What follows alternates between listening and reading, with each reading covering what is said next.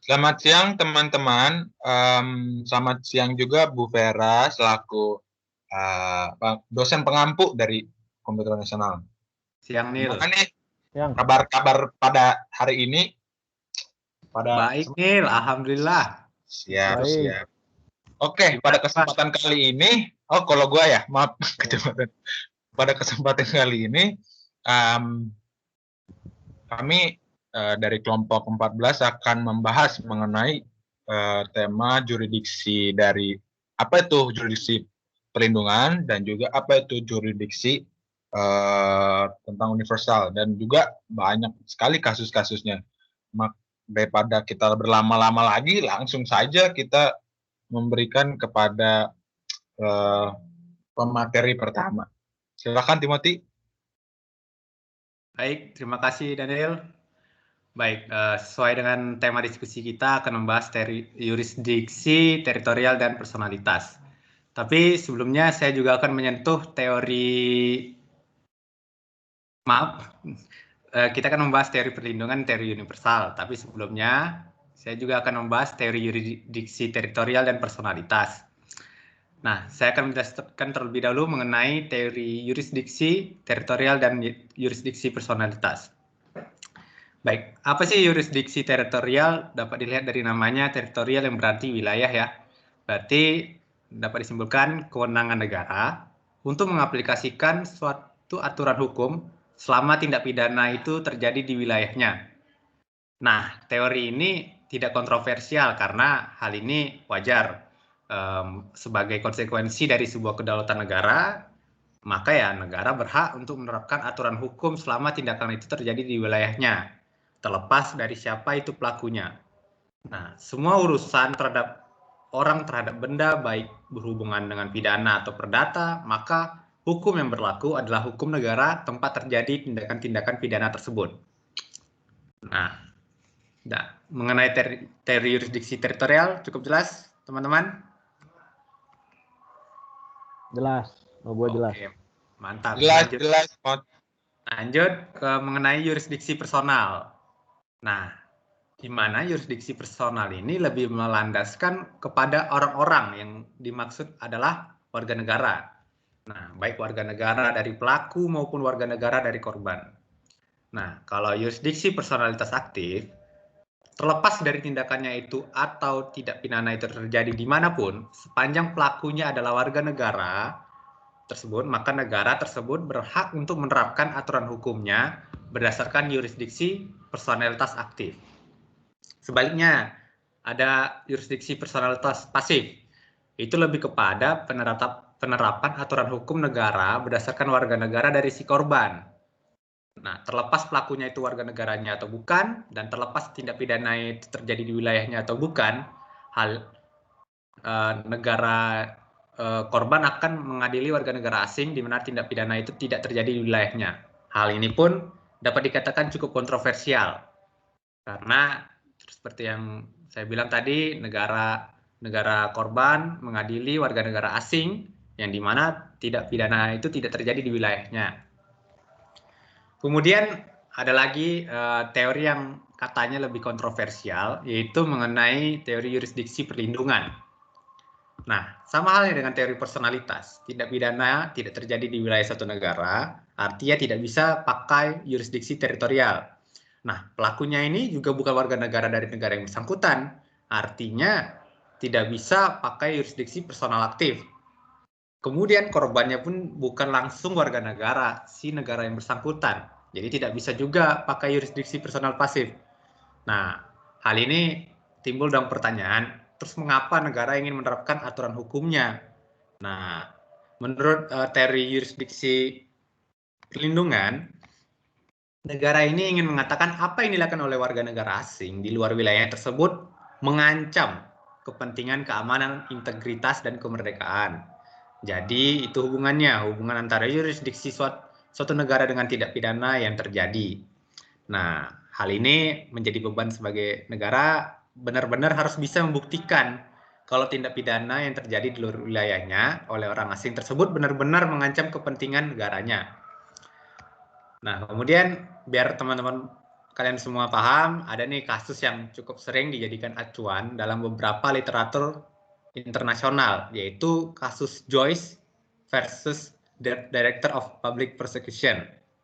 Nah, kasus ini terjadi pada saat Perang Dunia Kedua tahun 1946. Nah, penjelasannya, Joyce adalah warga negara Amerika, tapi ia memegang paspor Inggris juga. Kemudian ia melakukan siaran di Jerman yang pro-Nazi. Nah, dikarenakan ia melakukan siaran di Jerman yang pro-Nazi, Joyce kemudian ditangkap oleh di Inggris dengan alasan apa yang dilakukan Joyce mengancam perlindungan negara Inggris karena tadi dia melakukan siaran di Jerman yang pro-Nazi. Selanjutnya terdapat lagi nih contohnya doktrin efek yang digunakan oleh Amerika dalam konteks kepentingan ekonomi. Nah, di sini Amerika mengatakan bahwa apapun itu tindakannya, dimanapun tindakannya, selama mengakibatkan kepada Amerika, maka Amerika memiliki yurisdiksi berdasarkan yurisdiksi perlindungan. Nah, kemudian atas doktrin tersebut, lahirlah nih suatu kasus, yaitu Timberland Lumber Co. versus Bank of America, di mana di situ lahirlah yang namanya balancing test, yaitu sebuah safeguard ya untuk supaya doktrin efek ini tidak berlaku sewenang-wenangnya atau abusif.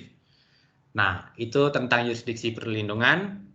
Selanjutnya, saya akan menyerahkan pada teman saya untuk melanjutkan diskusi, Vincent, untuk membahas teori yurisdiksi universal.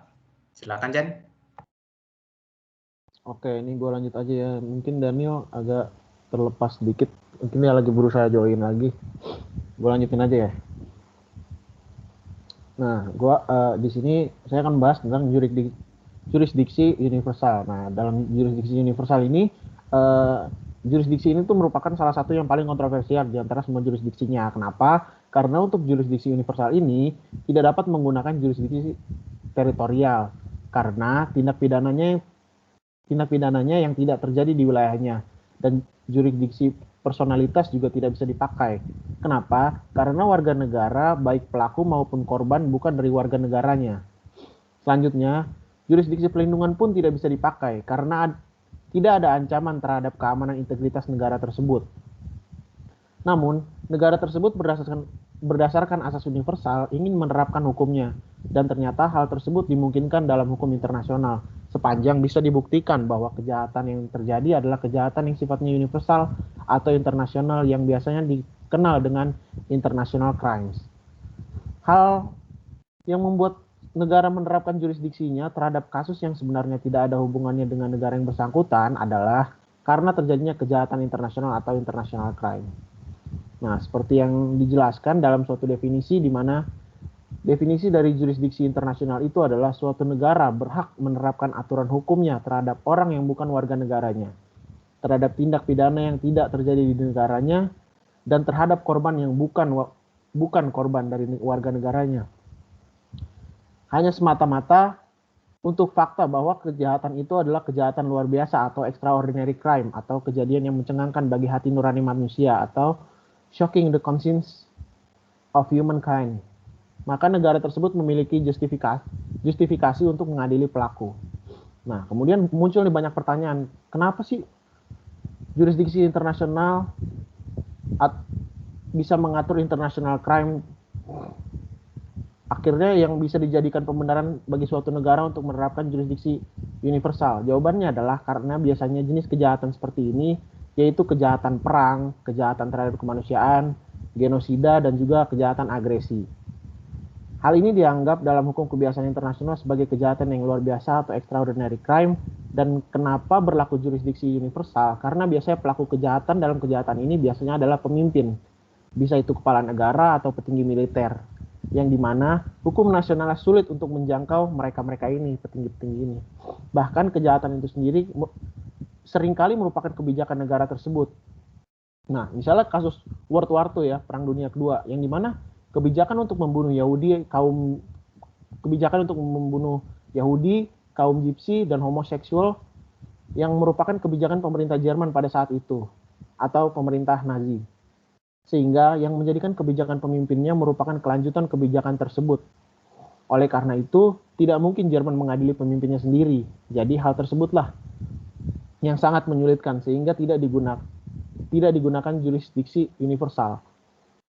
Nah, jika tidak digunakan jurisdiksi universal, maka orang-orang tersebut walaupun dia petinggi militer, tapi yang dilakukan adalah kejahatan luar biasa, maka sangat sulit untuk dijangkau oleh hukum jika tidak dipakai jurisdiksi universal ini. Oleh karenanya, itulah mengapa jurisdiksi universal ini dijadikan alasan untuk diberlakukannya untuk men-stop impunity, atau bahasa Indonesia kita kenal dengan impunitas. Apa itu impunitas? Yaitu orang-orang yang kebal terhadap hukum.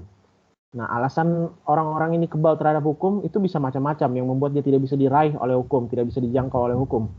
Nah, karena itu hukum internasional dengan menerapkan jurisdiksi internasional ini, atau jurisdiksi universal, berupaya untuk menghapus impunitas dan menyatakan bahwa tidak ada orang yang kebal terhadap hukum. Termasuk juga jurisdiksi universal ini memberikan statement, yaitu there is no safe haven, atau yang artinya itu tidak ada tempat yang aman bagi pelaku kejahatan. Fakta bahwa dia adalah pemimpin tidak bisa dijadikan alasan dia berlindung di negaranya sendiri. Karena kemanapun dia pergi, negara lain dapat membidik dia tanpa harus membuktikan ada link atau tidak negara tersebut dengan kejahatan itu. Tapi cukup dengan membuktikan bahwa apa yang dilakukan oleh pelaku kejahatan itu adalah kejahatan yang luar biasa atau kejahatan universal, maka dapat diberlakukan jurisdiksi universal ini. Sekian dari saya. Selanjutnya akan dilanjutkan oleh rekan saya, Daniel. Silakan, Daniel. Oke, terima kasih Vincent untuk kesempatannya. Ya, kita lanjutkan kepada contoh kasus. Contoh kasusnya kita mulai dari ada dua. Sebenarnya sih ada banyak, cuman di sini dijelaskan ada dua. Yang pertama ini ada contoh kasus dari seorang yang bernama Eichmann. Eichmann ini adalah seorang tentara Jerman, atau yang pada saat itu dia menjabat sebagai tentara Nazi atau yang di bawah pimpinan Hitler pada saat itu. Saat itu ya sedang berada di Argentina. Nah, di Argentina itu dia tiba-tiba diculik oleh pemerintah Israel dan diadili oleh pemerintah Israel. Alasan yang diberitahu oleh pemerintah Israel kenapa Eichmann ini diculik, karena yang dilakukan Eichmann dan juga tentara-tentaranya itu merupakan kejahatan perang dan kejahatan terhadap kemanusiaan karena membunuh orang-orang Yahudi. Di sini hubungan Israel dengan kejahatan yang terjadi di Perang Dunia adalah bahwa Israel menggunakan jurisdiksi universal.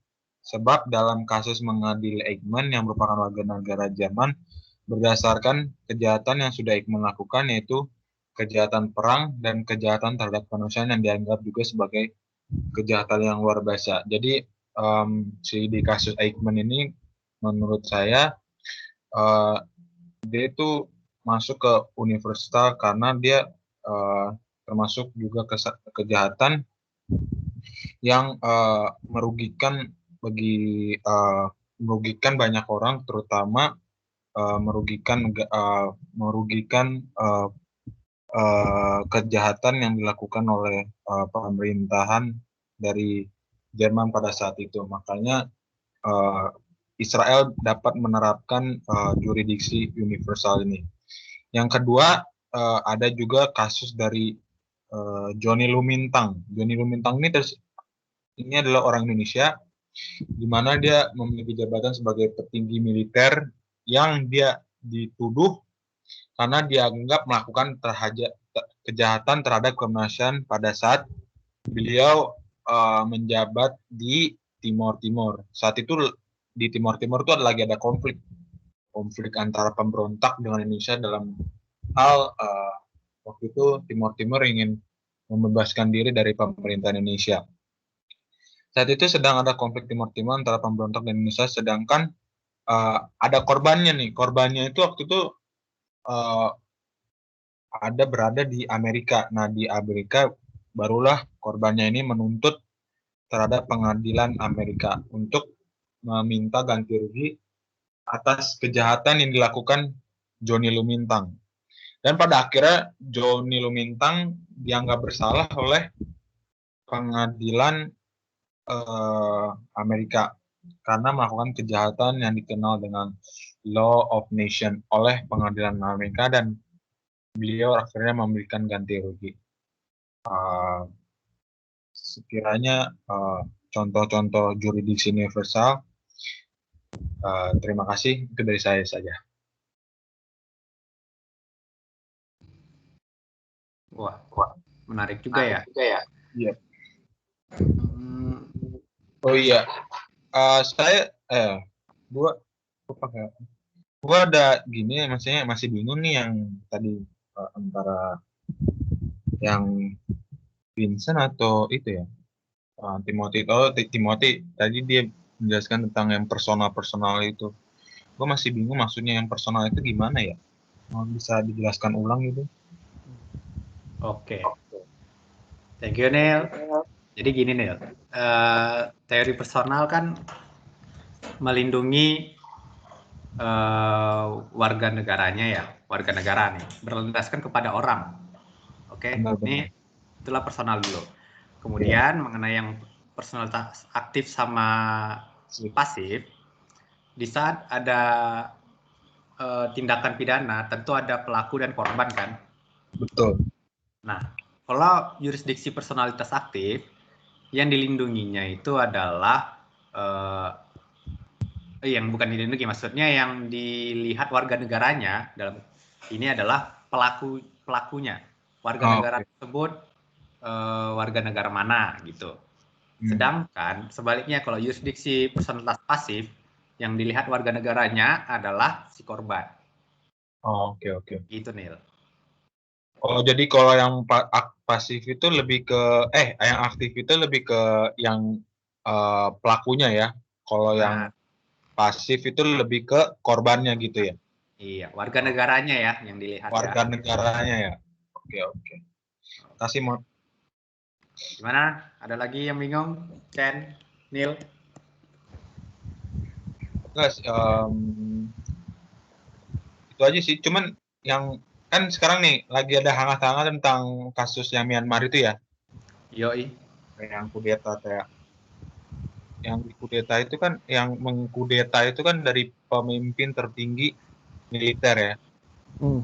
Dari pemerintahan. Nah, kalau misalnya ini pemimpin militer kan pasti dia kebal terhadap hukum, apalagi dia punya kekuasaan terhadap satu negara itu kan, bahkan presidennya juga nggak bisa ngelakuin apa-apa. Nah, seandainya nih, berarti dia udah kan kemarin gue dengar-dengar udah sampai 100-an gitulah korbannya kan.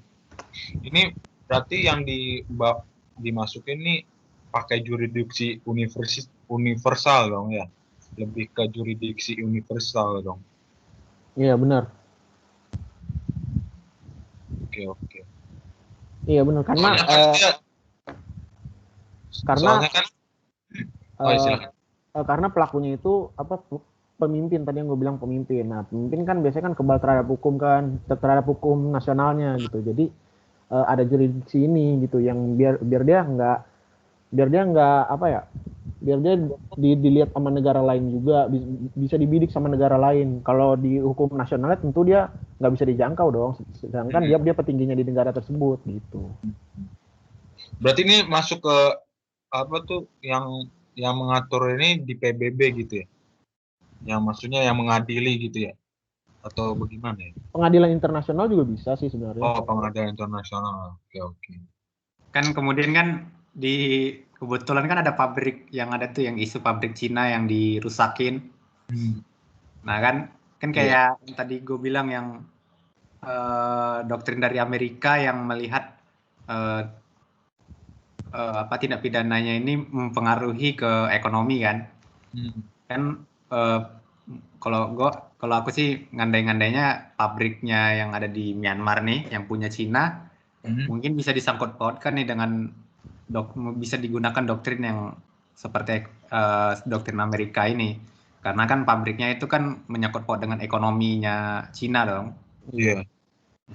Jadi bisa juga tuh dipakai tuh doktrin tersebut tuh. Ini banyak sih, bisa menarik juga tuh, kayak misalnya siapa tahu ada warga negara misalnya Jepang atau warga negara Indonesia di sana kan, Iya. Bisa pakai teori yurisdiksi yang personal kan? Iya. Personalitas. Tapi kan kita belum tahu ya gimana ini. Belum ada nih kayaknya yang ada bawa-bawa ke persidangan ke pengadilan nih. Iya. Iya. Oke sih, dari gue sih itu aja sih, maksudnya gak ada membingungkan tempat yang tadi doang sih. Terima kasih. Tapi mungkin yang bingungnya juga ya,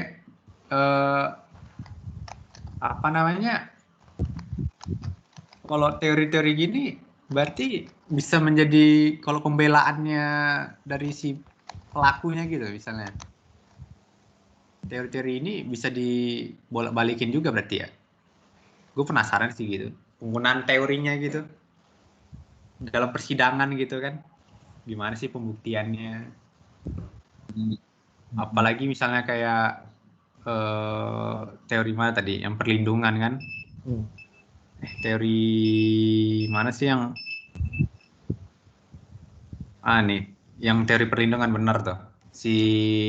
Gimana pembuktiannya tindakan warga negara tersebut mempengaruhi ekonominya atau yang mempengaruhi keamanan atau mengancam keamanan, integritas dan kemerdekaan warga negaranya gitu kan. Pembuktiannya gimana gitu kan menjadi hal yang menarik sih. Iya. Mungkin Bu Vera bisa ya nanti ya menjelaskan. Iya. Itu kayaknya udah di luar jangkauan kita kayaknya. Iya sih. Terlalu kritis juga ini. Itu kemana gitu kan? Udah kemana gitu. Oke. Kalau dari gue sih cukup ya. Gue juga cukup. Oke. Karena sudah pada cukup semua, saya langsung melakukan penutupan ya. Terima kasih teman-teman untuk diskusi pada siang hari ini, terutama juga untuk Bu Vera atas untuk bisa melihat atau menonton video kami. Sekiranya jika ada kayak pertanyaan-pertanyaan atau mungkin dari kami ada yang tidak bisa jawab, dari kelompok kami nggak bisa jawab, mungkin nanti Bu Vera bisa memberikan penjelasan gitu lebih lagi gitu.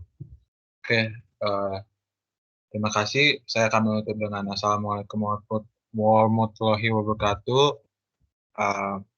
Salam sejahtera, semangat bagi kita semua.